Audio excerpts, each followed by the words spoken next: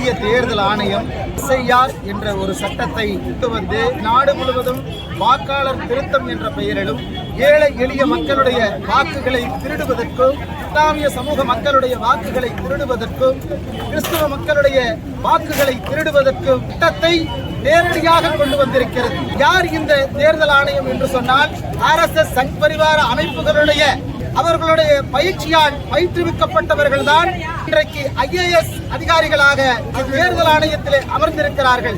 இந்த தேசத்தை துண்டாட வேண்டும், இந்த தேசத்தில் வாழுகின்ற சிறுபான்மை மக்களை கொலை செய்ய வேண்டும் என்ற நோக்கத்தோடு இன்று பல்வேறு சதி திட்டங்களை தீட்டிக் கொண்டிருக்கிறார்கள்.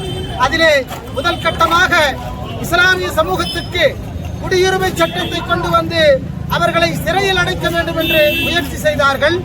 இன்று அவர்களுடைய நோக்கம் கடந்த 100 ஆண்டுகளுக்கு முன்பு தொடங்கப்பட்ட RSS ராஷ்டிரிய சேவா சங்கத்தினுடைய அகண்ட பாரதம் என்ற அந்த கொள்கை திட்டத்தை நிறைவேற்றுவதற்காக இங்கு சிறுபான்மை மக்களுடைய வாக்குகளை பறித்து, ஒடுக்கப்பட்ட மக்களுடைய, தாழ்த்தப்பட்ட மக்களுடைய வாக்குகளை பறித்து அவர்கள் நினைத்ததை நிறைவேற்ற துடிக்கிறார்கள்.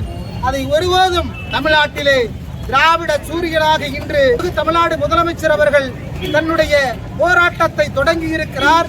அவருடைய போராட்டம் என்பது இது மட்டுமல்ல, பல சிறை கதவுகளை சந்தித்தவர். அவரோடு அனைத்து ஜனநாயக சக்திகளும், தமிழர் பேரவை உட்பட அனைவரும் தொடர்ந்து அவரோடு தோளோடு தோள் கொண்டு போராடுகிறோம்.